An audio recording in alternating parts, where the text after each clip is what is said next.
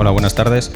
Bueno, hoy me toca presentarlo todo a mí. Sí, me ha pedido Roberto que excuse su ausencia porque tenía un compromiso familiar ineludible y bueno, yo haciendo gala de mi brevedad con estas cosas, como el resto de días, procuraré ser breve.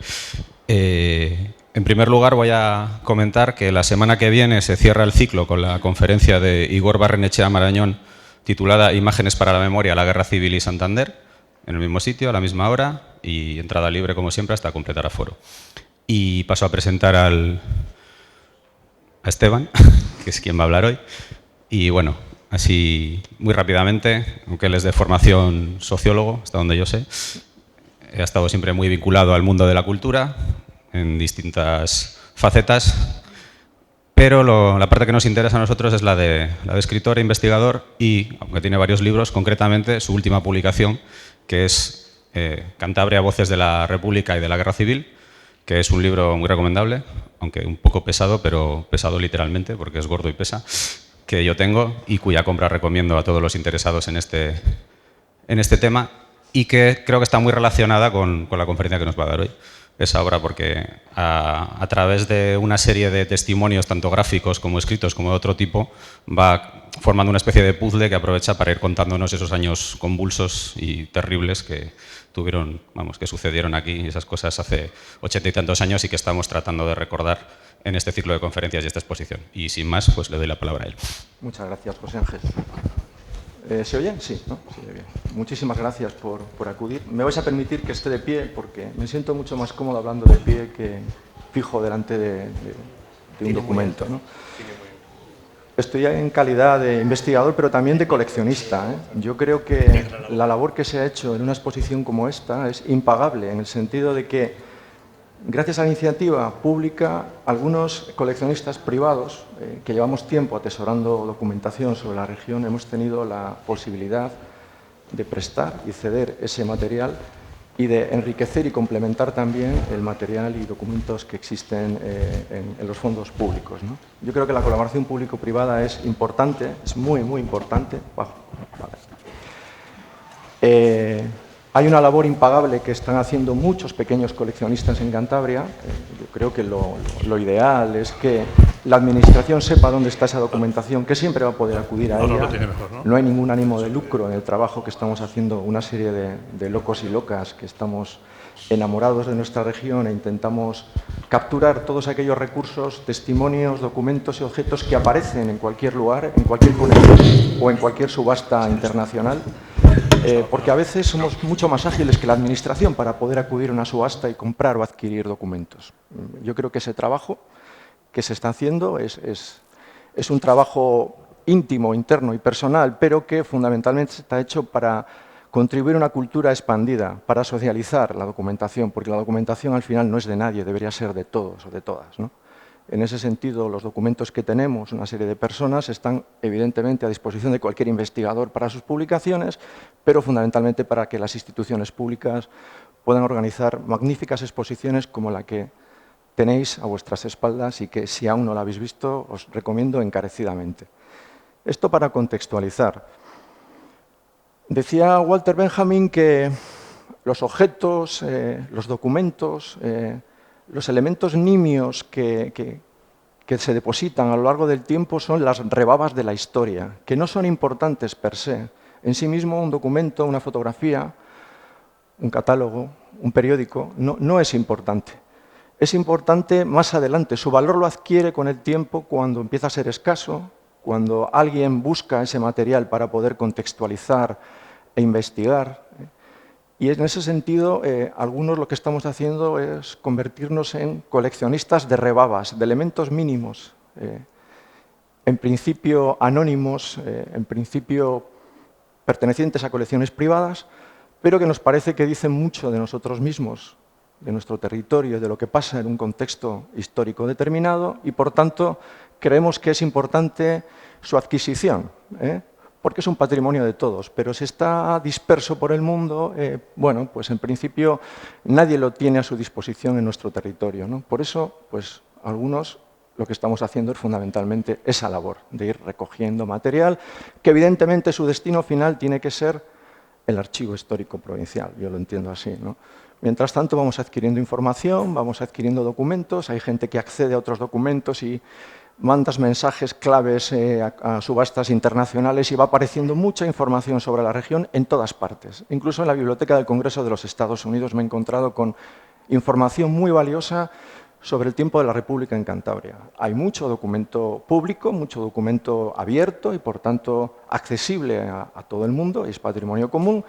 Hay otros que son más restringidos, ¿no? Pero toda esa documentación entiendo que hay una labor de búsqueda que nos puede permitir el ir construyendo, con esas rebabas de la historia que decía Walter Benjamin, una visión plural, amplia, diversa, de un tiempo que, desde el punto de vista de la sociología, siempre he pensado que fue un tiempo de aceleración y de cambio brusco con una frenada brutal.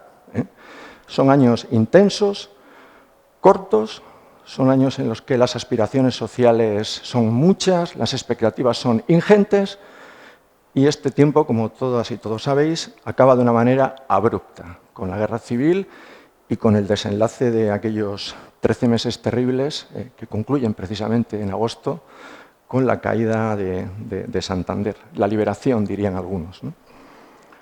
Bien, yo lo que quería fundamentalmente era invitaros en este momento a un viaje por unos 180, 190 documentos. Vamos a hacer un viaje un poco acelerado por ese tiempo.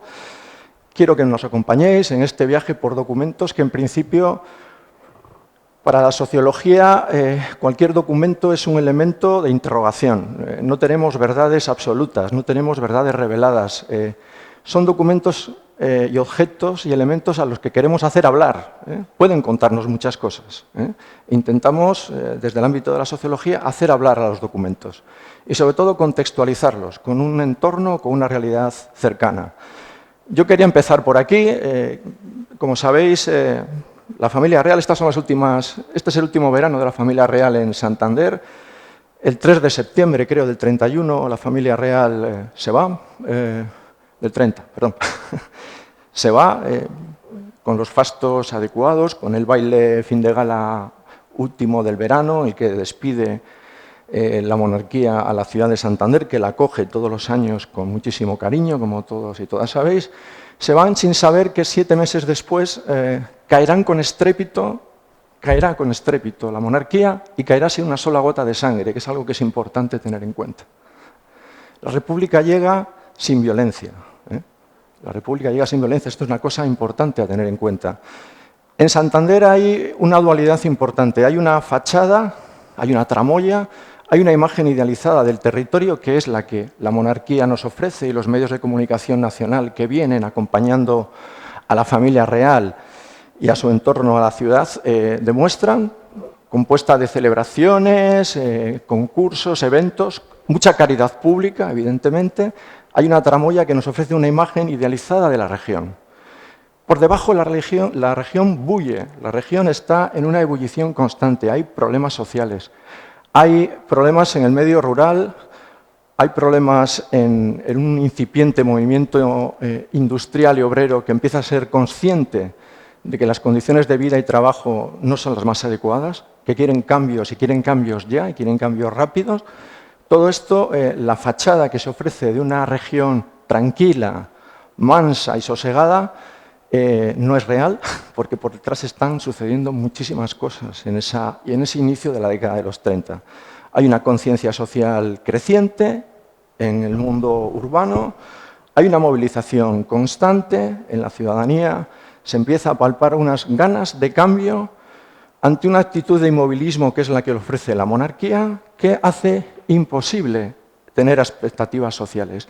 El mundo del campo es un mundo conservador, refractario a todos los cambios, es importante tenerlo en cuenta, muy controlado por los caciques o los poderes locales más reaccionarios y que tiene un enorme temor a los cambios. Pero también es un mundo que sufre, es un mundo que tiene problemas.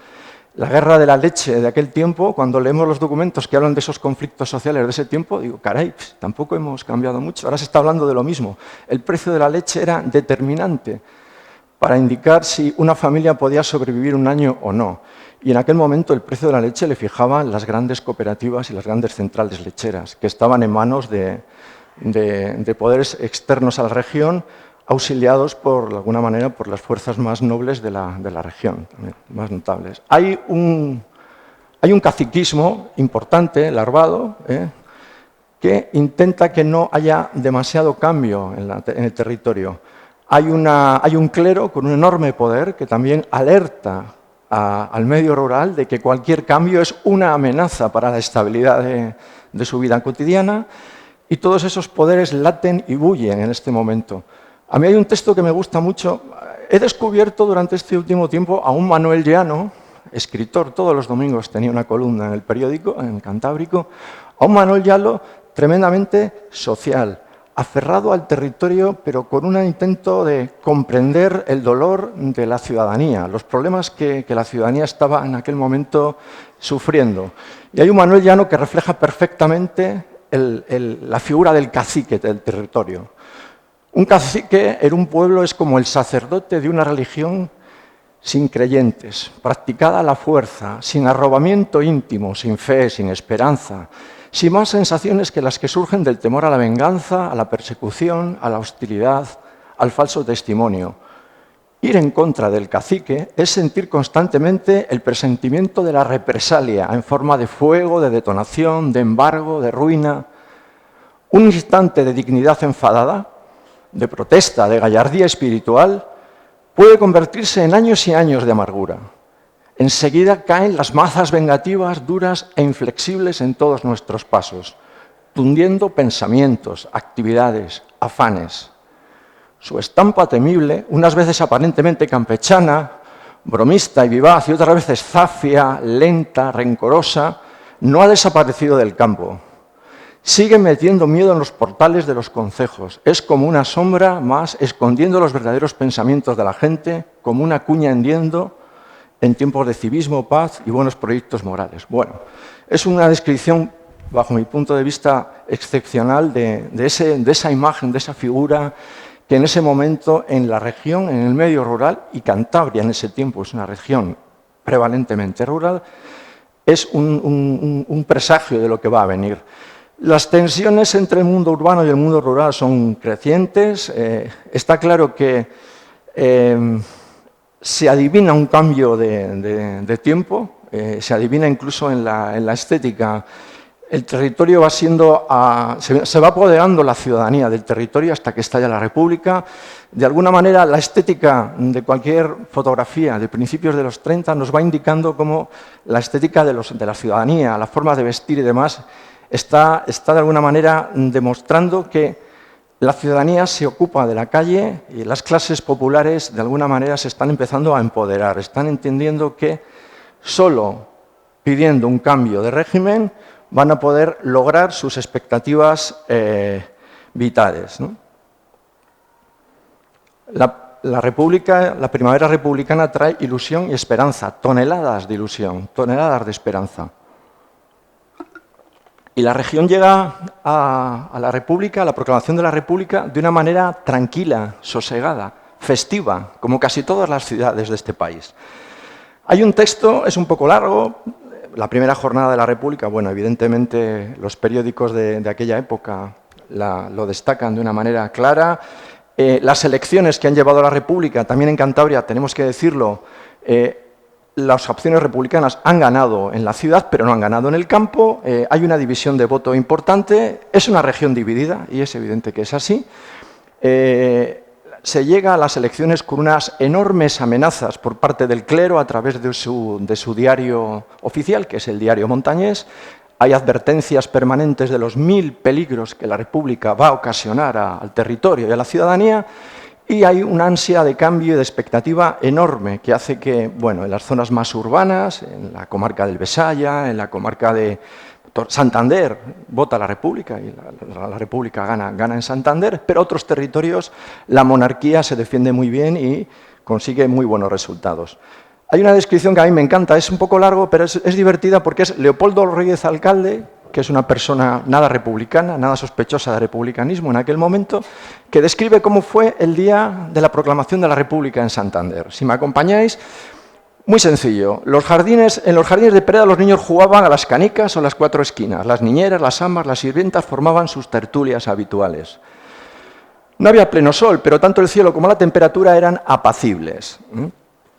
Pasaba el barquillero y de pronto estampidos de cohetes, que produjeron más sorpresa que alarma. Se presentía ya un acontecimiento, pero circuló pronto por los jardines la afirmación: se ha proclamado la República. Y rápidamente se dispersó curiosidad en busca de noticias. Se animaron las aceras del muelle, se escuchó algún grito entusiasta y en menos de que canta un gallo, circularon los coches adornados con las enseñas rojas de trapo y papel. Sin que se sepa de dónde aparecieron pronto en algunos autos banderines o lazos tricolores, aunque nadie pensaba mucho en los colores de la nueva enseña nacional. La calle se animaba, no exenta de alegría, pero sin la menor ostentación de odio o de rencor. La gente se sentía bulliciosa, sin entusiasmo frenético, más bien tranquilamente expansiva. Protestaba enérgicamente, aislado en un portal del Paseo de Pereda, un conocido caballero santanderino: esto es una indignidad, esto es una vergüenza. Muy de sainete, ¿no? Sin que nadie le replicara o lo recriminase. No tardaron en aglomerarse manifestaciones más entusiastas y vitoreadoras, no demasiado masivas. Santander no suele ser tierra de entusiasmo, decía el bueno de Leopoldo Gordillo, alcalde, ni insultantes o violentas en sus gritos alborozados. Algunas pescaderas flameaban como insignia un saco recién teñido de colorado y pendiente de una astilla. Es que estoy viendo la imagen, o sea, se ve claramente. Un grupo de muchachos, estudiantes por su aspecto, arrastraban por el suelo, propinándole patadas, una corona rota.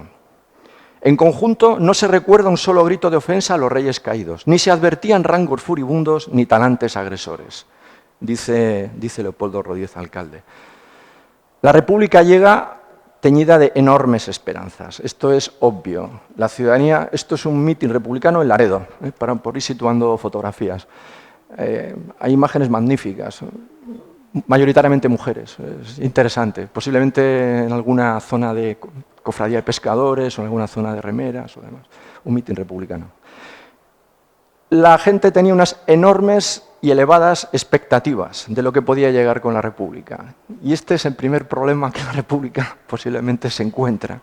Las crecientes, enormes expectativas, el hambre atrasado de libertad, de empoderamiento, de orgullo de pertenencia.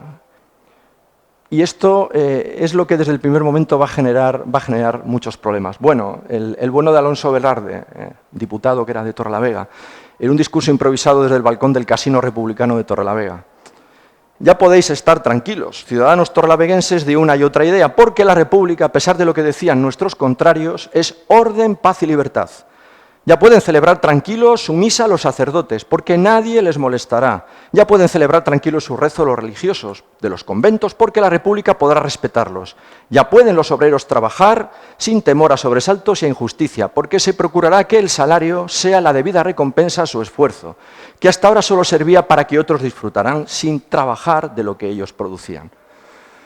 Es una imagen idílica, es una imagen ideal, es ese escenario del burgués republicano que piensa que sí puede, y ahora sí, este país y esta región puede equipararse a otras regiones y a otros países europeos, y es un mensaje cargado de buenas intenciones, cargado de un optimismo sobre el control que los líderes republicanos van a poder tener sobre las masas populares, que pronto vamos a demostrar, se va a ver, es consciente que fue imposible de sujetar, ¿no?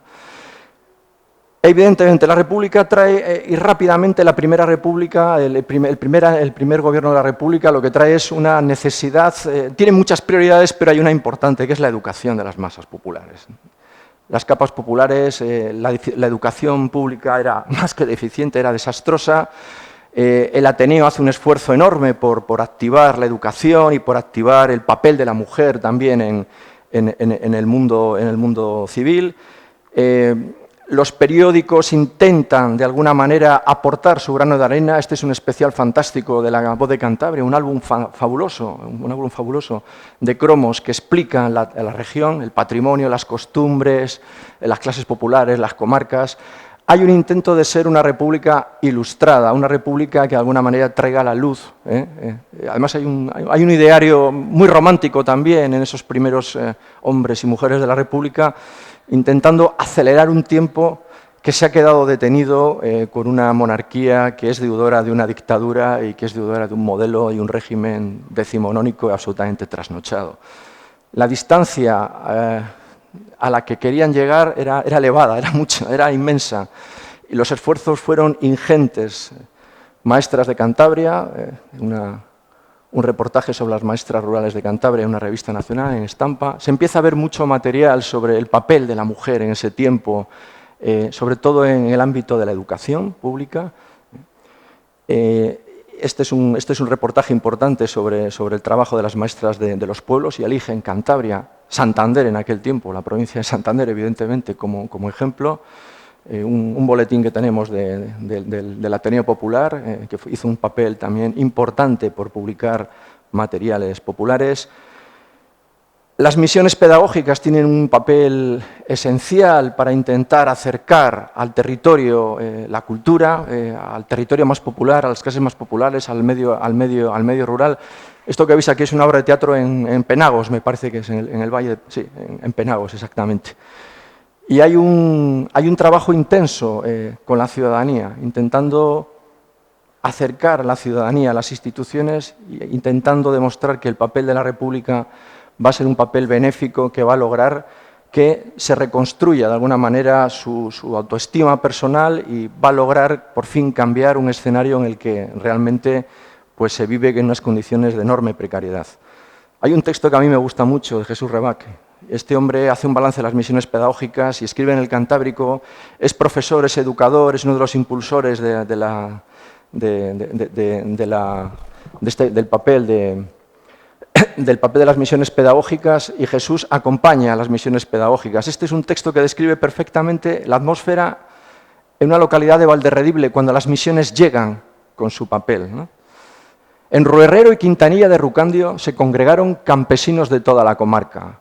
El local era insuficiente para contener a tanta gente, que aguantó sin desfallecimiento y sin dar pruebas del menor cansancio todos los actos misionales. Y a mí el concepto de misión me encanta, porque es una visión absolutamente laica de algo que aparentemente, bueno, que tiene una trascendencia también, si queréis, de tipo espiritual o religioso, ¿no?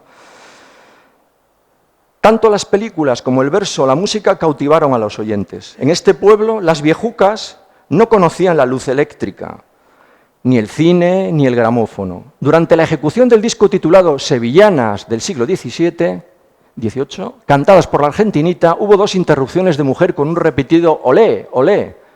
Al preguntar el médico de Polientes a una viejecita por qué lloraba durante el espectáculo, ella respondió: porque yo no sé si es verdad esto que estoy viendo. Yo había oído hablar de todas estas cosas, pero nunca antes las había visto. Como estábamos alumbrándonos con una luz de carburo y otra de petróleo, y se llegó a ver muy poco, montamos la lámpara eléctrica, cuya instalación estaba preparada. La curiosidad de algunos se dirigía a preguntar cómo podíamos, con una caja tan pequeña, tener a la vez para el cine y para la luz. Las gentes tenían que permanecer agachadas para no hacer sombra en la pantalla, porque el techo era tan bajo que sobre las cabezas de los espectadores situados en pie no quedaba sitio para el cuadro que proyectaba el cine. Aunque al llegar no nos recibió nadie, al salir fuimos acompañados por un numeroso grupo de personas que se disputaban el transporte de los bultos.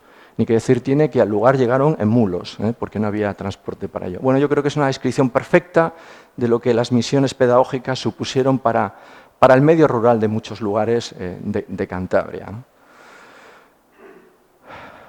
Personas, Matilde de la Torre, el doctor Madrazo, gente clave de ese primer tiempo de la República esperanzadora, gente que tendrá destinos y avatares terribles. Ella muere en el exilio y él muere ciego y con 90 y tantos años después de haber pasado sus últimos años en la cárcel, absolutamente arruinado y despojado de todos sus bienes. Es un tiempo también de recuperación de los espacios. Se recupera el Palacio de la Madalena, que evidentemente había sido cedido, regalado gentilmente a la familia real, pero que se apropia como un espacio de cultura, un espacio de conocimiento. El hipódromo de Bellavista también se dedica a los estudiantes, a hacer campamentos, a hacer actividades. La región bulle, la región tiene esperanza, como todas las regiones en ese momento. Este primer periodo de la República es un periodo de de autoafirmación, ¿no? Los bolos, los deportes populares, nuestro gran líder republicano, el ídolo, la Pulga de Torlavega, Vicente Trueba, el Racing, son elementos de la vida cotidiana que impregnan el día a día del ocio de la ciudadanía de ese tiempo. Problemas. Sabemos todo lo que pasa cuando la CEDA llega al poder. El año 34 las esperanzas se truncan, la derecha va unida a las elecciones, la izquierda va desunida y se produce un cambio importante que es el principio del fin de todos estos sueños. La llegada de la derecha al poder significa muchas cosas, entre otras el miedo a seguir expandiendo la inversión en educación, en derechos sociales, y por tanto hay un freno y un repliegue que lo único que va a generar es un enorme conflicto social en el cual la ciudadanía que ya se está empoderando lo que quiere es realmente seguir avanzando y no sufrir ese freno. En ese momento hay un diputado socialista de Cantabria, un personaje clave en todo, que es Bruno Alonso, que es diputado en ese momento, y que nos explica rápidamente cómo era la vida de un diputado de Cantabria en Madrid, pero también cómo estaba vinculado al territorio y a los problemas del territorio. Un diputado obrero ha de atender a tantas pequeñas cuestiones que en ocasiones parece desvanecerse la solemnidad de la representación oficial para convertirlo en un demandado. A diario visitaba los despachos ministeriales a fin de resolver o presentar las peticiones que desde las distintas provincias traían a Madrid las comisiones obreras o de los ayuntamientos. Unas veces eran demandas de construcción de escuelas, carreteras, traídas de aguas, otras eran quejas por injustas concesiones de obras que se habían hecho a empresas muy influyentes. Cuando al finalizar la semana volvía a Santander con propósito de descansar, aquí me esperaban nuevos quehaceres, pues a la puerta de mi casa formaban cola los obreros y ciudadanos que aguardaban para exponerme una petición, una queja. Evidentemente, la República se ve desbordada ante la cantidad de problemas de tipo obrero e industrial que pueda haber en la región. La región bulle, la región tiene una conflictividad social muy elevada como todas las regiones industriales de ese tiempo. Esto hace que, evidentemente, los problemas se acrecientan, las diferencias con los propietarios y con las clases pudientes, con quien maneja el capital y los recursos, crezcan, ¿no? Es un tiempo terrible, es un tiempo complicado. Bueno, esto es una papeleta electoral del año 33, me parece, sí, y es un meeting del año, sí, del 33, sí. Quería enseñaros, esto tendría que haber ido antes, pero bueno, quería enseñaros una cosa importante porque describe muy bien qué es lo que pasa en ese momento en el territorio. Este es un meeting en la Plaza de Toros de los republicanos y es un meeting que tiene un espectador de excepción, que es John Dos Passos. El escritor y periodista norteamericano en aquel momento está en Cantabria y acude a este meeting, que deberíamos haber visto antes, pero bueno. Y la descripción de lo que hace me encanta. Dice, en Santander, camino de vuelta, venían de Bilbao, escuchamos a Fernando de los Ríos, cuando pronunció un discurso en un mitin socialista en la Plaza de Toros. Fue un gran acontecimiento. Los miembros de los sindicatos se presentaron con sus banderas con letras rojas y doradas, con sus mujeres, con sus hijos, con las cestas de la comida y con botellas de vino. Evidentemente, es un acto de reafirmación social, y de entusiasmo colectivo y, por tanto, los mítines de aquel tiempo eran celebraciones, ¿no? Niñas de escuelas con trajes blancos y lazos rojos cantaron la Internacional. Fue recibido con gritos de ¡vivan los hombres honrados! Alguien soltó palomas blancas con lazos rojos en el cuello. Teóricamente, tenían que volar hacia las esferas celestes para simbolizar el reino de paz y buena voluntad que se aproximaba. Pero hacía mucho calor y las pobres palomas debían de haber pasado demasiado tiempo encerradas. Durante todo el discurso de don Fernando, una de ellas revoloteó trabajosamente por el centro del redondel. Durante aquel verano no hice otra cosa que ver signos y presagios por todas partes. Un signo y un presagio que no era en absoluto imaginario fue el odio en los rostros de las gentes elegantemente vestidas, sentadas en las mesas de los cafés de la calle más importante de Santander, mientras contemplaban a los sudorosos socialistas volviendo de la Plaza de Toros con sus hijos y sus cestas y sus banderolas. Si los ojos fueran ametralladoras, decía John Dos Passos, ni uno solo hubiera sobrevivido aquel día. En mi blog de notas apunté: socialistas tan inocentes como un rebaño de ovejas en un país de lobos. Es terrible, es John Dos Passos, que tenía una pluma vigorosa y potente, pero describe a la perfección lo que en aquel momento se está empezando a palpar en el ambiente, ¿no? El territorio está listo para una revolución y esta se produce. Y la huelga revolucionaria, que como sabéis, pues no triunfa en ningún sitio y en Asturias tiene unos efectos terribles, también en Cantabria tiene muertos, tiene heridos y tiene muchísimos prisioneros. Y es un momento en que la calle, de alguna manera, empieza a medir la fuerza de la extrema derecha, puesto que son los falangistas en ese momento quienes acuden al servicio de las instituciones públicas para defender el transporte público, el reparto de pan y demás, y las fuerzas obreras intentan colapsar la ciudad y que no tengan las ciudades y que no tengan suministro. Es una huelga revolucionaria, es una huelga general que en realidad supone el principio del final del sueño republicano, porque parece que todo empieza a no tener retorno, ¿no? Es un viaje al cuerpo a cuerpo, es un viaje al conflicto, es un viaje a la no capacidad de los que desde el centro o desde un socialismo o desde un republicanismo blando intentan mediar para que la situación se pueda recomponer.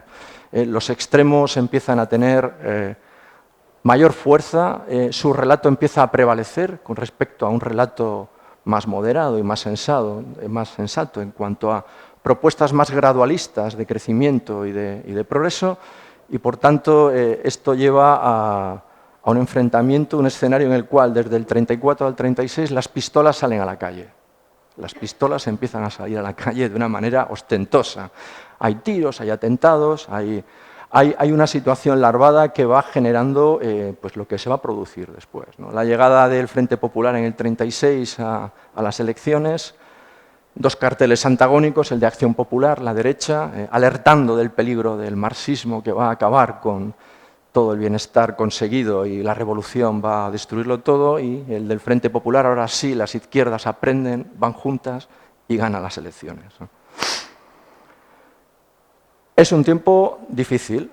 Vuelvo a sacar una foto que a mí me emociona mucho. Bueno, hay dos, pero esta, aquí vuelve a ser el doctor Madrazo, un poco más joven de como lo hemos visto antes, y un personaje importante y decisivo que es Luciano Malumbres, gran amigo, director de la región, el hombre que lucha contra toda la corrupción de las clases propietarias de esta región y que es asesinado, no sé si 15 o 3 semanas antes del golpe de Estado del 18 de julio, es asesinado por un pistolero falangista. En ese momento la situación ya no tiene vuelta atrás, no hay retorno. El asesinato de Malumbres marcará un antes y un después en cuanto a quién está enfrente de mí, quién es mi interlocutor y quién es mi enemigo de clase, ¿no? Por decirlo de alguna manera. No hay vuelta atrás, no hay vuelta atrás. En realidad las manifestaciones se multiplican, la calle se agita, pero ojo, y paréntesis, la calle se agita, pero es un escenario en el que la vida cotidiana intenta sobrevivir. Y digo esto porque Santander en ese tiempo sigue intentando ser una ciudad de verano, una ciudad estival. Tiene su propio programa de ferias y fiestas, tiene sus carteles en inglés, intenta proyectarse al exterior y está a punto de recibir al presidente de la República para que veranee en la ciudad. En ese momento, Azaña decide que Santander va a ser su ciudad de verano. Por tanto, hay un interés en la ciudad en que, bueno, hemos perdido como destino turístico a la monarquía, que ya no existe, pero de repente el presidente de la República ha decidido veranear en Santander, con un plan que era muy claro: estar en la Biblioteca Menéndez Pelayo escribiendo, leyendo y poco más. O sea, era un hombre de costumbres mesuradas, ¿no? Se anuncia además a los 4 vientos que él viene y va a venir el 16 o el 17 de julio, no recuerdo, si el 16 o el 17 de julio, o sea, 2 días antes del golpe de Estado. En ese momento la situación era imposible. El golpe de Estado. Todos sabemos, la región fracasa el golpe de Estado, o no triunfa, igual no fracasa del todo, simplemente no triunfa, no triunfa.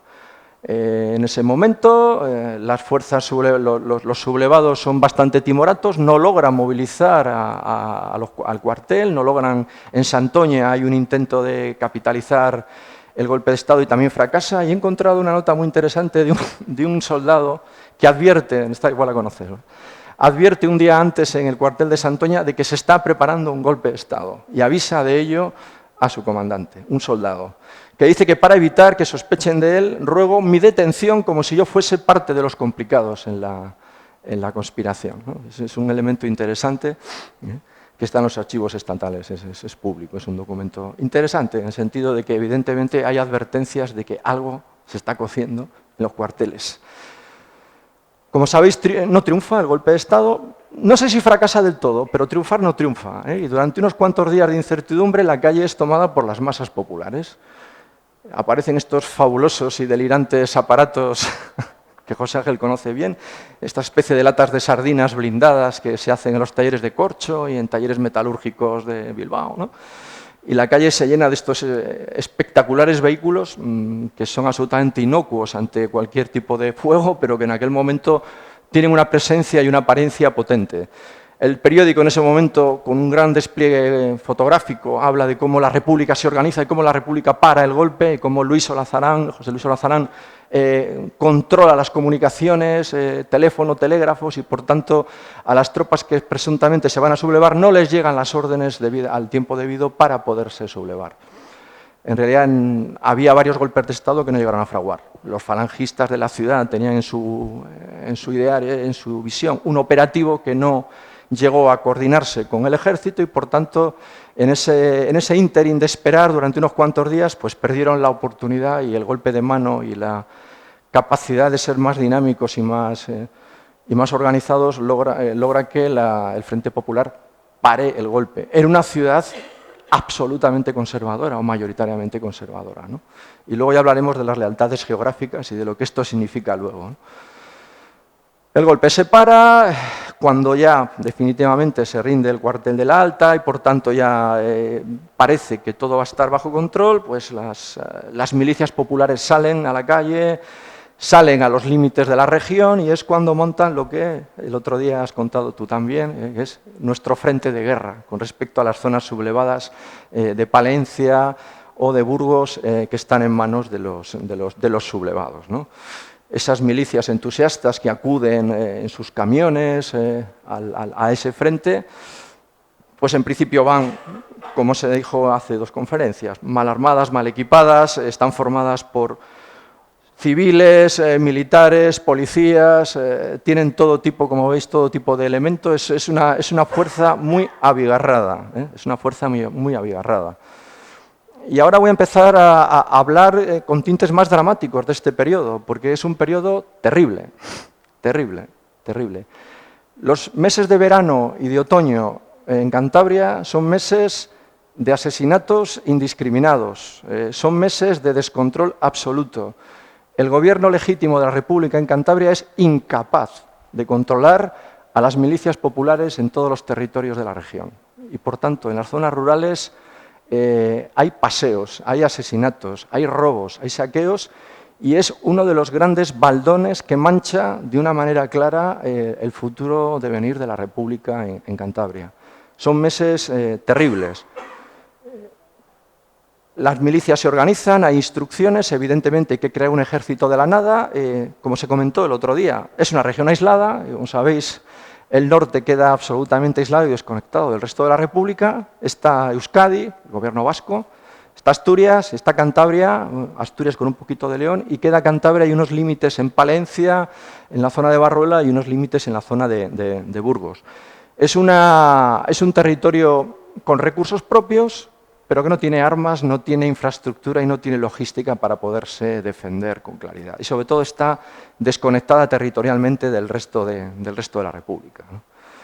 Un texto que viene a abundar en esto que os estoy diciendo, ¿eh? Una nota de la sección de milicias del Comité del Frente Popular.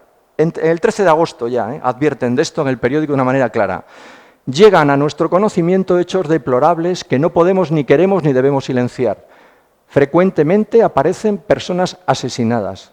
Nada importa la significación política de las víctimas. Es más, el hecho indigno de querer aprovecharse de las actuales circunstancias para satisfacer venganzas de tipo personal es motivo suficiente para protestar airadamente y convenir con el Comité de Guerra afirmando que, mayúsculas, sancionaremos con todo rigor, llegando incluso a pasar por las armas a cuantos se les pueda comprobar que directa e indirectamente tienen participación en estos hechos vandálicos.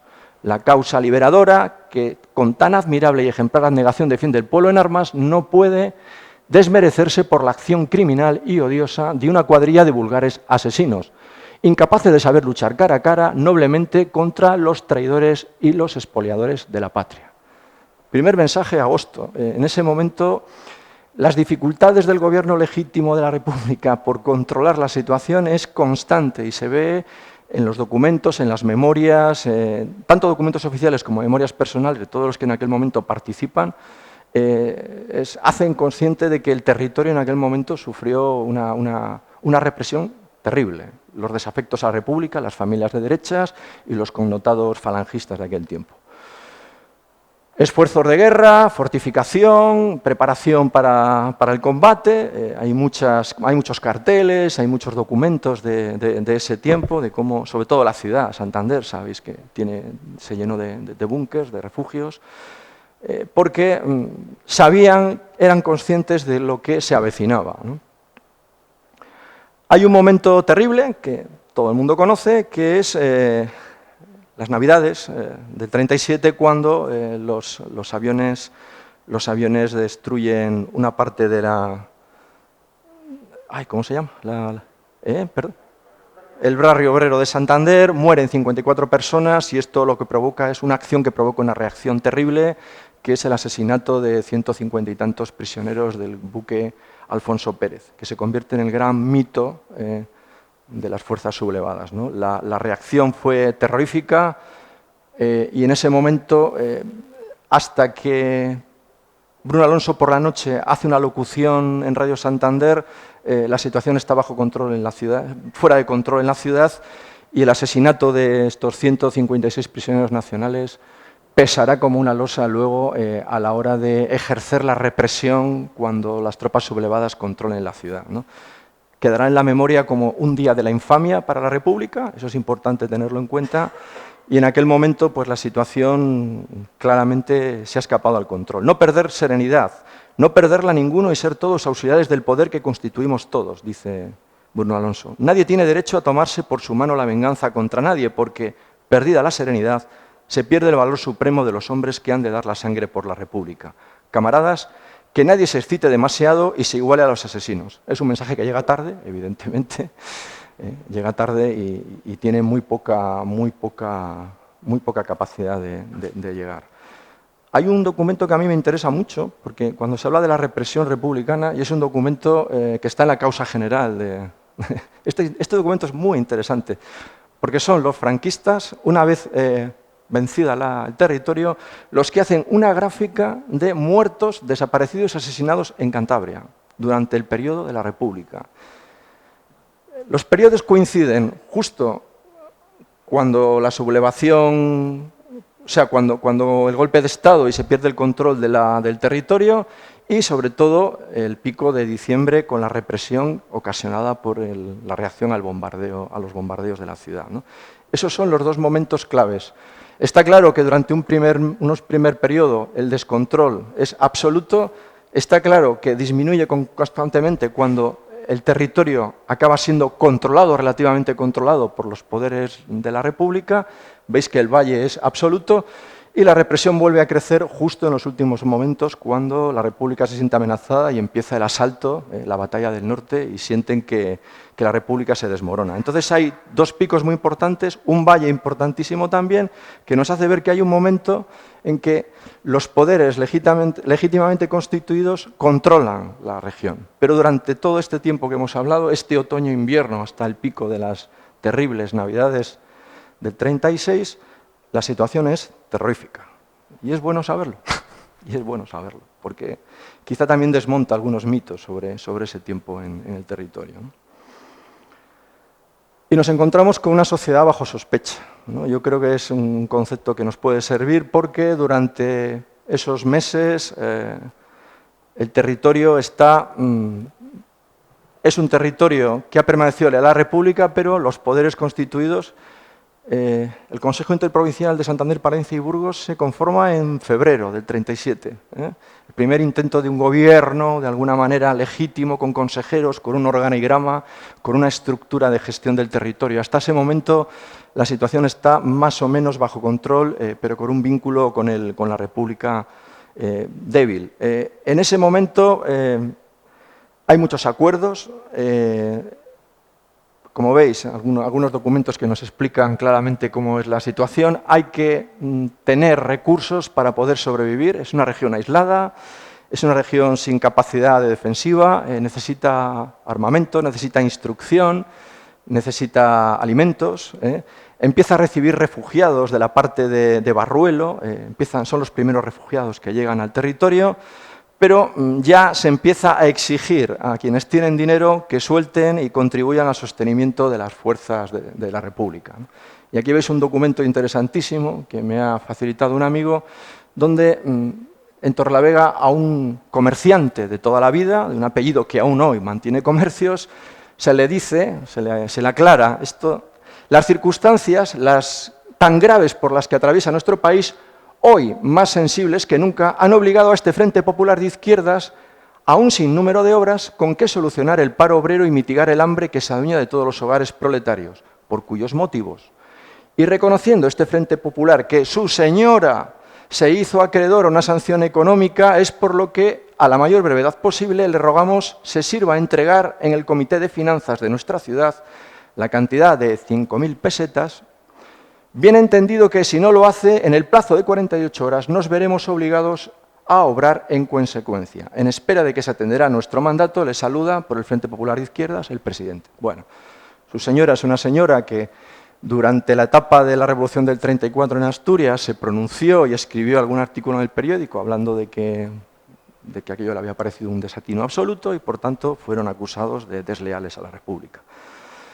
Es un tiempo, como sabéis, en los que se incautan edificios religiosos, edificios civiles, para crear centros obreros, para crear escuelas, hospitales de sangre. Todo esto lo que va a ir haciendo es allanando la situación para que la derecha que en el territorio se ha quedado, aquellas familias más conservadoras que llevan tiempo esperando la liberación de la que se anuncia siempre a través de las ondas por parte de Queipo de Llano, la inminente liberación del norte, empiezan a ejercer un quintacolumnismo clarísimo. Hay un creciente sabotaje de todo lo que pueda suponer el futuro de la República en el territorio. Sabotajes, microsabotajes, desde pasar información hasta escuchar emisoras, hasta empezar a difundir bulos de que la República no tiene ningún futuro y, por tanto, sembrar el desconcierto y la desorientación entre la población. Y, por tanto, los periódicos advierten constantemente de que los bulos, los sabotajes y todo esto pues debe cesar porque si no va a haber sanciones y sanciones duras. Más documentos de este tipo que me resultan muy curiosísimos. Torrelavega. Recibos en los que el Frente Popular dice que una persona que se llama Julio Alonso ha entregado 2.000 pesetas para engrosar la suscripción abierta por el Frente Popular de Torrelavega para el sostenimiento de las milicias obreras y fuerzas armadas puestas al servicio del gobierno legítimo de la República, en septiembre del 36. Una que a mí me emociona mucho, porque también llegaban a esos niveles, ¿no? Una en la que se incautan a un tendero local de 15 docenas de huevos frescos y un ramo de ajos, y lo firman. O sea, lo firman para legitimar que ha habido una incautación y, por tanto, le dan un halo de legitimidad a la situación, ¿no? Caso de no suministrar lo pedido, se le considerará a usted como saboteador del régimen. 28 de julio del 36. Bueno, son documentos curiosos que advierten que el comercio local de Torrelavega, un comercio conservador, netamente conservador, sufre y experimenta una situación compleja durante todo este tiempo. Hay más documentos de este tipo. Este es un boletín que se publica, una hoja que se pega por toda la ciudad, donde se hace una relación de los comercios no afectos a la República, pidiendo el boicot de la ciudadanía a estos comercios que durante mucho tiempo parece que han sido o blandos, no se han manifestado como leales a la República, o directamente pertenecen a familias cristianas, católicas, conservadoras y de orden que no han apoyado en ningún momento la causa de la República. Esta es una hoja volandera, pero luego sé que estuvo pegada en muchos sitios, ¿no? Y luego uno muy divertido, que es este. Es que hay documentos muy buenos. Este es del Gobierno General de la provincia y dice que, visto el oficio que me dirige la Comisaría de Policía, por cierto, controlada por Neila, que es el psicópata de manual por excelencia, y luego hablaremos de él un poquito, dice que el Frente Popular, dándose cuenta de haber sido halladas en su domicilio particular 7 banderas monárquicas, lo cual es constitutivo de delito, entre otros objetos, lo cual constituye en las presentes circunstancias una vulneración de las disposiciones emanadas del poder legítimo, pongo en su conocimiento que se ha acordado imponerle una multa de 25.000 pesetas de aquel tiempo a un personaje que posiblemente sea un monárquico de buena familia de la ciudad de Santander, pero que guarda con nostalgia las banderas monárquicas. No sé si la proporción, o sea, si el delito y el peso de la sanción está en proporción. Es importante entender que la República no tiene medios y tiene que conseguir financiación para alimentos y para armamento. Y esto es importante, ¿no? Entonces, bueno, pongo muchos documentos de este tipo porque, bueno, pues está claro que hay una constante explicación de que la situación, no sé por qué no se ve del todo los carteles, bueno, no pasa nada. Este es un documento en el que se habla de advertencia de la quinta columna, cuidado con los que generan bulos, cuidado con los derrotistas. Hay un mundo de sospecha que se extiende a todo el territorio. Todo el mundo desconfía de todo el mundo. Podríamos hablar de los partidos que forman parte del Frente Popular. Todos desconfían de todos. Hay enormes y crecientes conflictos entre el gobierno controlado por el socialista Luis Olazarán y los comunistas que van creciendo en implantación en todo el territorio y que no tienen claro el rumbo que lleva la gestión de la región durante ese tiempo. Ni que decir tiene que los anarquistas también aportan su grano de desavenencia a todo lo que se decide en el Consejo Interprovincial de Santander, Palencia y Burgos, ¿no? Más documentos, bueno, testimonios de quintacolumnistas, consejos que se les dan a los milicianos cuando vuelven del frente para que sean prudentes, no sean indiscretos, no expliquen qué es lo que se está haciendo, porque bueno, pues la quinta columna tiene ojos y tiene oídos en todas partes. Efectivamente, se da un quintacolumnismo cotidiano en la vida del día a día, en todas las ciudades, pero en Santander en especial, pero la represión de ese quintacolumnismo de pequeña entidad no nos puede hacer olvidar que los auténticos saboteadores de la República están dentro del ejército republicano. Y esto es importante. Tenéis un magnífico periódico ahí enfrente, donde se habla de un personaje alucinante que es Hamamed, el capitán, que se supone que diseña todas las estructuras defensivas de la región y que primero sabotea el propio hecho de la construcción de las infraestructuras, que son absolutamente débiles y absolutamente vulnerables al ataque, pero además entrega con armas y bagajes al ejército franquista, a través de la colaboración de civiles de la ciudad, entrega los planos de todo el sistema de fortificación de la región. Os enseño la foto del Hotel Ignacia, porque el Hotel Ignacia era el cuartel general del ejército republicano en Santander. Y de ahí salen todas las informaciones, todas las filtraciones que llegan al otro lado. Los sublevados saben perfectamente el estado de ánimo de la región, cómo se organiza el territorio, cómo está la tropa, cómo se encuentra el estado de ánimo de la ciudadanía. Es importante todo esto. Hay un momento terrible que es cuando la caída de Bilbao supone que entre 160, 180 o 200.000 vascos vienen a la región y la región les acoge con los brazos abiertos, pero la región colapsa, no es capaz de atender, después de las carencias que tiene ya para sobrevivir y para sostener a la ciudadanía que hay aquí, no es capaz de sostener a los refugiados que llegan. Una advertencia típica en la que ya se avisa a los ciudadanos de Santander por parte de los sublevados de lo que le va a llegar. Y ahora vamos a ir un poquito rápido porque hay un momento en que la guerra de propaganda es tan elevada, tan extremada, que la situación en la región empieza a ser insostenible. Voy a ir un poco rápido con la hora que es. El frente y la retaguardia. A ver, ¿qué hay en el frente? Las milicias. El ejército republicano es un ejército de milicianos y de jóvenes captados y reclutados, muchos a la fuerza, que no tienen ningún tipo de ánimo combativo. Y eso se va detectando desde el primer momento por parte de los militares. Si la cúpula militar está formada por militares profesionales, digamos que de sargento, teniente o capitán hacia abajo, todos son miembros de milicias, de sindicatos, y es gente que no tiene la capacidad de control de la situación de las tropas que se supone que van a combatir. La Secretaría de Milicias, el 14 de octubre del 36. Primer mensaje. Diariamente y por diversas causas se licencian milicianos de los frentes de batalla, milicianos que se habían enrolado pensando que la lucha armada contra el fascismo era un entretenimiento juvenil, algo así como una gira militar. El mal tiempo y el frío de estos días pasados disculpan en cierta parte las deserciones que suceden en los frentes de batalla y que este secretario castiga con el fulminante licenciamiento de nuestras milicias. Pero lo que este secretario no puede admitir de ningún modo es que estos hombres pretendan justificar su deserción con la divulgación de fantásticos rumores sobre la sucesión de hechos que solo existen en la imaginación del divulgador, dominado por la fuerza del miedo y del terror. Es evidente que el papel de la quinta columna, las octavillas y la propaganda cala mucho en el estado de ánimo de las tropas. Dos octavillas de mi colección. Una que a mí me gusta mucho es esta del soldado italiano, es una octavilla del Frente Popular lanzada a las tropas italianas del CTV para decirles que somos hermanos, pero ¿qué hacéis combatiendo contra nosotros? Entendernos, no podéis estar frente a nosotros si somos iguales, ¿no?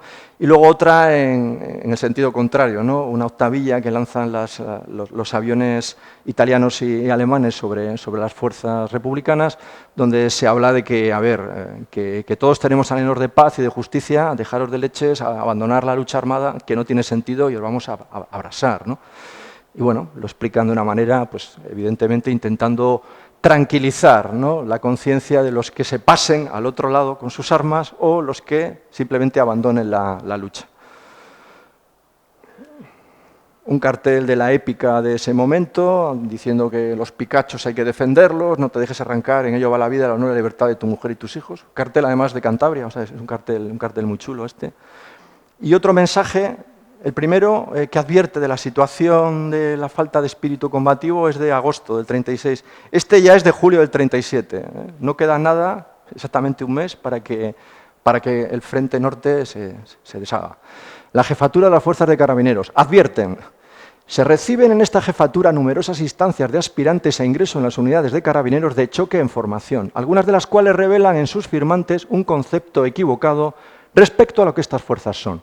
Para que el error no se extienda y ninguno de los que solicitan ser admitidos pueda ser víctima de aquel, esta jefatura se apresura a rectificarlo. Voy a pasar al final. A todos los solicitantes, a cuantos piensen serlo, esta jefatura les advierte una vez más que las unidades de formación serán de primera línea, es decir, vamos a ir al frente de combate, ¿no?, como corresponde a una auténtica fuerza de choque, sin que sus componentes puedan aspirar a desempeñar otras misiones o servicios que no sean los que corresponden a unas tropas esencialmente combatientes. Todos aquellos que no estén dispuestos a rendir el máximo esfuerzo y a combatir con absoluto desprecio de sus vidas harán bien en no solicitar su ingreso en las unidades de choque carabineros. Como veis, la moral de los republicanos no está muy alta en ningún momento de todo este periodo. Con lo cual, bueno, pues evidentemente la capacidad de combate iba a ser bastante pequeña. El colapso llega rápido, ¿no? Sabéis que en Cantabria 12-13 días se toma la región, ¿no? Aquí una foto de italianos y una foto de combatientes republicanos. Lo que tienen enfrente los republicanos son tropas fogueadas, formadas, organizadas, equipadas, con un plan táctico de ataque clarísimo, ¿eh? Y sin embargo ellos tienen una concepción muy poco estratégica del territorio, una concepción muy mal diseñada de las fortificaciones y sobre todo una escasa capacidad de combate. De hecho, pues salvo yo creo que el combate salvaje en el escudo con los italianos, todo lo demás es arrollado, ¿no? Línea tras línea era arrollada. La fuerza de combate de los italianos y de los alemanes, sobre todo aviones, tanques y artillería, pues hace que sea absolutamente imposible el sobreponerse a los primeros embates. Bueno, el periódico de La República del día siguiente, que dice que, evidentemente, ¿qué va a decir? Que estamos aguantando y que los traidores no han tenido esta vez, como esperábamos, el auxilio de la sorpresa. Da igual, quiero decir que animar al combate era en aquel momento una causa perdida, en tanto en cuanto el pánico cunde rápidamente, el embolsamiento de la zona de campo, el efecto pinza que hacen las brigadas navarras y los italianos, embolsan rápidamente en el territorio a miles y miles de combatientes, ¿no? Jóvenes, niños, personas poco armadas y sobre todo escasamente motivadas para el combate, ¿eh? Es una guerra civil, pero es una guerra internacional. Aquí se ponen a prueba los principales materiales, sobre todo por parte de las tropas alemanas, ¿no? Eso que veis ahí es un cañón Flak antiaéreo, en aquel momento el mejor cañón del mundo, que está atravesando Cupido por Reynosa. Bueno, en aquel momento la tecnología militar alemana y la tecnología rusa se supone que se pusieron a prueba en el territorio, no en Cantabria, porque aquí no hubo apenas armas rusas, hubo estrategas, hubo logistas, pero no hubo hubo aviones, sí, pero no hubo mucha tecnología para probar. Pero los alemanes venían con una prueba clara. Estaban empezando a diseñar la invasión de Polonia y el territorio era muy bueno para probar ataques de bombas aéreas, bombardeos, ametrallamientos de población en picado y toda una serie de elementos claves que luego vamos a ver en la Segunda Guerra Mundial y que fueron probados primero en el norte de España. Los alemanes venían a probar tecnología fundamentalmente. Los italianos a conseguir más gloria para el Duce. Y los rusos venían a probar sistemas de organización, de táctica y de adoctrinamiento. Bueno, se ha explicado en las conferencias anteriores cómo el frente colapsa y en muy pocos días, pues hoy que eso es 18, 19. Hoy ya ha caído Reynosa hace un par de días, ¿no? Había 2 o 3 días de niebla que no pudieron volar los aviones y por tanto la situación estaba en veremos, estarían ocupando el Valle de Iguña posiblemente, habrían bajado a Toranzo ya las tropas italianas. Bueno, esta foto es muy interesante, esto es el Valle de... Foto interesante en cuanto que ofrece bastante información. Vemos tropas marroquíes por aquí, vemos blindados Trubia, me imagino, ¿no? Blindados, ¿no son Trubia? ¿Qué son? Pero no, sí, son artesanales y de los sublevados. Es que es muy extraño ese blindado que hay detrás. Muy curioso ese. Esta es la llegada al valle de Iguña. Los periódicos siguen describiendo los bombardeos de las ciudades. La entrada a Torrelavega, esta fotografía, que es una fotografía que está en todas partes, esta fotografía, los sublevados, dice que es Santander cuando ellos la toman y ha sido dinamitada por las tropas republicanas en su retirada hacia Asturias. Es mentira. Estos 4 caminos se han sido bombardeados salvajemente 2 días antes. Pero esta foto, estos 4 caminos en Torrelavega. Una foto que a mí siempre me ha fascinado por la lectura semiótica que puedes hacer de ella es esta. Esta foto me tiene fascinado. Este que veis aquí es un marroquí, no sé si se ve bien ahí, con sus zapatos de tenis burgués, fantástico, y su maletín. Él está haciendo su guerra, los falangistas están haciendo la suya. Las tropas marroquíes tenían permiso durante unas horas para saquear allá donde entraban lo que quisieran. Tenían carta blanca. Entonces, pues ese señor ahí llevará sus joyas, sus dentaduras postizas, sus dientes de oro y objetos con los que luego negocian y comercian, ¿no? Es una foto fantástica, a mí me parece una foto maravillosa porque incluso en la dirección, ¿no? Él está haciendo su guerra y los falangistas están haciendo la suya. Último periodo, no hemos hablado de la prensa, pero bueno, este es el último número de República, el único periódico que se publica durante los 2 últimos meses de la República en Cantabria. Este yo creo que es del día 24, 23 o 24, por ahí. Y bueno, en realidad la República ha caído, está a punto de acercarse a Santander, pero aquí siguen vendiendo todavía, el texto aquel es muy bueno. Para nadie es un secreto que el enemigo intenta penetrar hasta Santander, invadir nuestros hogares y asesinarnos para hacer presa en nuestras hembras. El lenguaje muy testicular, muy de invitando a por cojones, hay que defender esto como sea, ¿no? Es que todo lo que hemos hablado, perdonad, es que todo lo que hemos hablado se va a convertir en el momento cumbre en palique y cobardía. Machos de Santander, mujeres de Santander, a la pelea, a vencer. Son mensajes absolutamente lanzados en el vacío cuando el colapso es más que definitivo, ¿no?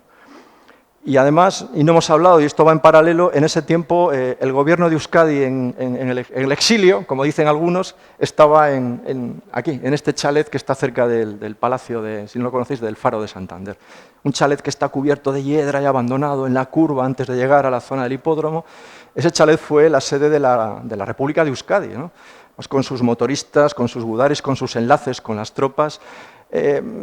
Cuando cae Bilbao, el gobierno y el Lehendakari vienen a Cantabria, pero están negociando con los fascistas italianos la rendición, siempre, descaradamente. No tienen, apenas disimulan que van a apoyar a la República. Y evidentemente hay un momento que el pacto se cierra, y es en torno al 18 o así, y las tropas vascas se van replegando hacia Santoña, donde se rinden, se supone, al principio a los gudaris. Bueno, esta forma parte también de la historia de la infamia del heroico cuerpo de gudaris, ¿no? Se rinden, sabéis que Franco, la negociación que se ha hecho con los italianos no la consiente, le parece insufrible, porque los italianos dicen que se pueden ir en barcos con los ingleses y salir del puerto. Llegan los falangistas, colapsan la situación y al final el acuerdo se trunca. Bueno, y evidentemente pues eso también forma parte de la historia, de la infamia de la República en Cantabria. Santander ya no tiene mucho que hacer para el 24, el 25, no tiene nada que hacer. Sabéis que hay una salida terrible en barco de todo aquel que puede, todo aquel barco, buque, paquebote, lancha, sale repleta de soldados y de civiles. No todos pueden ir, la situación es muy desesperante y es una tarde-noche dramática, ¿no? Y los que quedan abandonados a su suerte solo esperan la llegada de las tropas. Hay una foto que a mí siempre me ha emocionado, que es la llegada a Bayona de los primeros barcos con españoles. Bueno, es una foto que ha aparecido en muchos lugares, en prensa republicana francesa, también en algún diario americano. El colapso es absoluto, la rendición y la entrega de armas se produce por todas partes. Yo creo que esto es Peñacastillo, o el entorno de Peñacastillo, ¿verdad, José Ángel? Sí, la entrega de las armas de los republicanos. Se supone que iba a ser un bastión defensivo, el último punto de defensa, y bueno, pues no parece que cumplió ese efecto y nadie hizo de aquello un baluarte de defensa. Las pérdidas son ingentes. De hecho, la República tarda muchos días en anunciar en los medios de comunicación que Santander ha caído, porque es la primera gran derrota de la República. Mucho más importante que Bilbao, al final, porque la cantidad de hombres, armas, tecnología que se controla en la región es inmensa.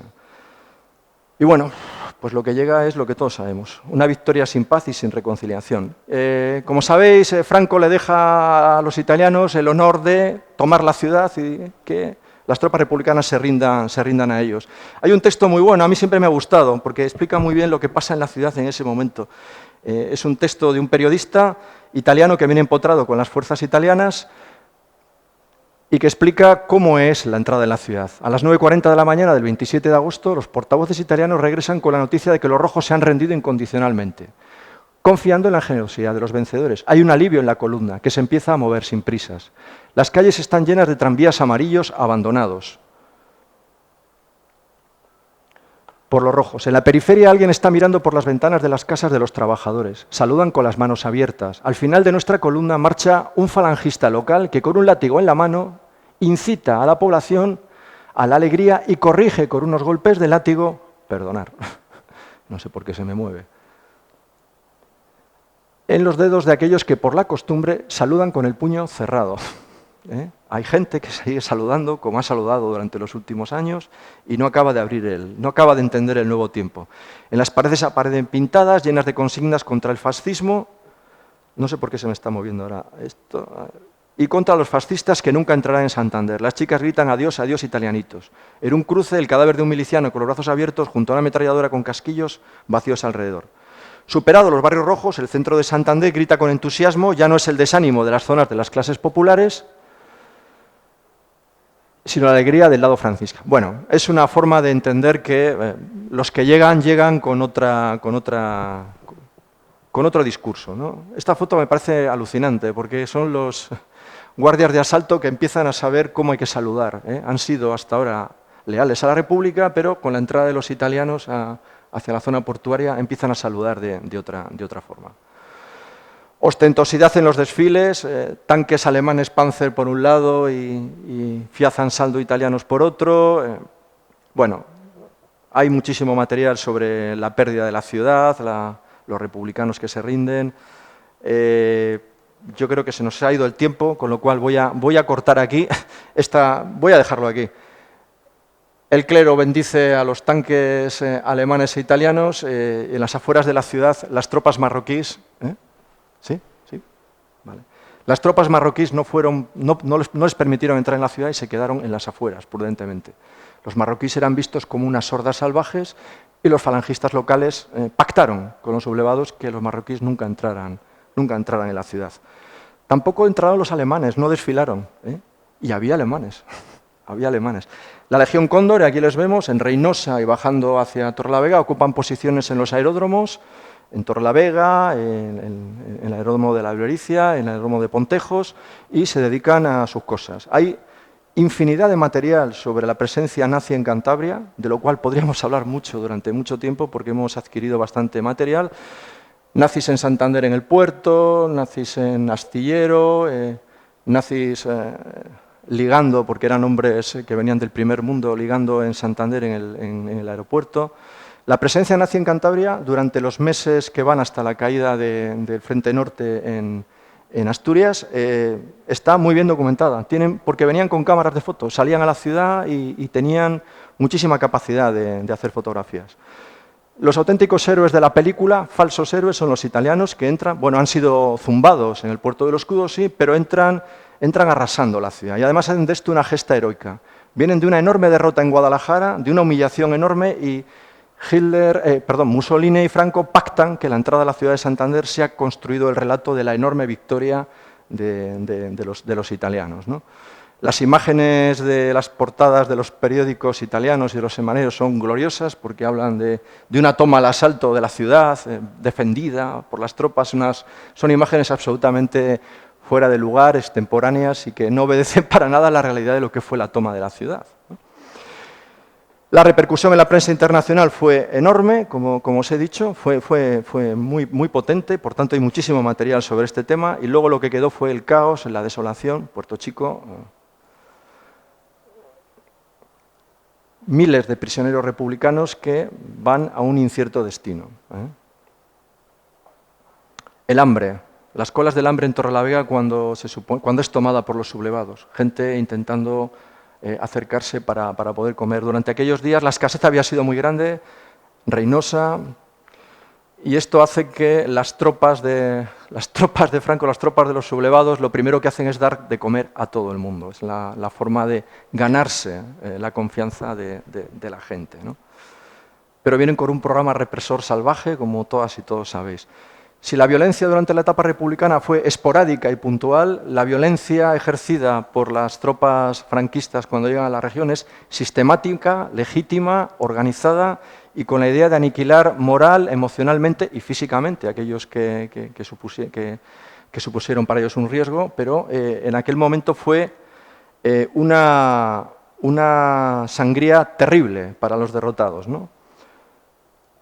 Vamos a pasar rápido esto y nos vamos al final porque, bueno, aquí están las delaciones. Lo que se crea es un sistema de delación absoluto, de purificación de la gente que ha sido reprimida por la República y, por tanto, tiene la capacidad legítima de acusar a cualquiera de ser republicano y, por tanto, de que el régimen fascista les expropie todos sus bienes. Hay mucho documento sobre eso.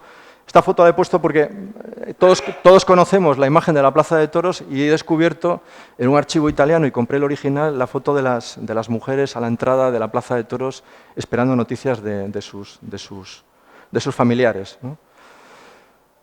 Y luego los escenarios de la memoria, ¿no? El campo de fútbol de Santander convertido en un campo de concentración que además se anuncia en los reportajes de las primeras revistas falangistas, porque en aquel momento la connotación de campo de concentración no era tan peyorativa como luego supuso durante la Segunda Guerra Mundial. En aquel momento el término campo de concentración no tenía ninguna connotación de exterminio. Aquí hacen entrevistas a los prisioneros, ¿de dónde vienes? ¿Qué has estado haciendo aquí? ¿Qué es lo que estás buscando? Todo lo que esperan es que su familia pueda encontrar una certificación de buena conducta que le pueda sacar de la prisión. Todos aquellos que no han tenido ningún cargo de responsabilidad en la República esperan que un valedor de su pueblo, el falangista, el señorito, el veterinario, el médico o el cura, puedan certificar que era buena persona para intentar salvar su vida.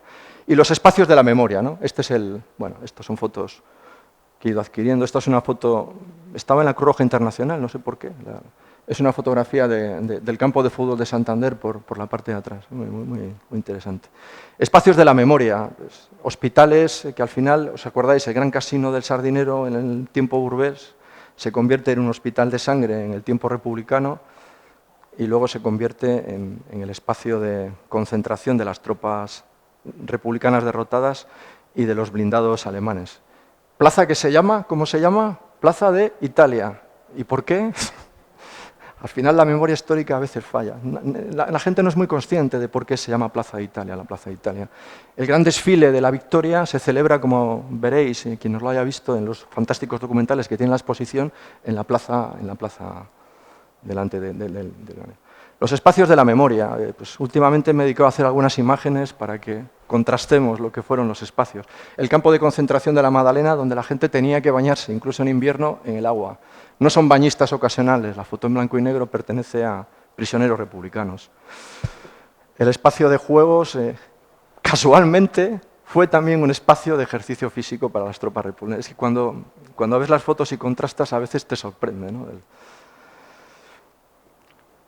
El campo de concentración en las caballerizas. Bueno, ya sabéis que esto durante un tiempo ha sido negado, quiero decir, no hubo campos de concentración, incluso en sede parlamentaria, y podéis ver las actas, algún grupo parlamentario, Vox creo, ¿sí? Negó la existencia de campos de concentración en Cantabria. El patio de la Biblioteca Central de Cantabria, campo de prisioneros. Bueno, esto, no sé si... sí, es que no se ve muy bien, pero bueno, lo voy a pasar rápido. Esta es un acta del primer pleno municipal del Ayuntamiento de Torrelavega, donde uno de los elementos clave es pedir un campo de concentración para la ciudad de Torrelavega porque hay muchas necesidades de mano de obra barata para poder ejercer obras de todo tipo. Y me dicen que tengo que cortar porque esto se ha alargado demasiado. Yo solo quería, enseñaros algunas de las acciones de trabajo. Este es una carta de libertad del campo de concentración de la Madalena y con esto... sí, hemos acabado, porque se nos va. Lo siento. Muchas gracias.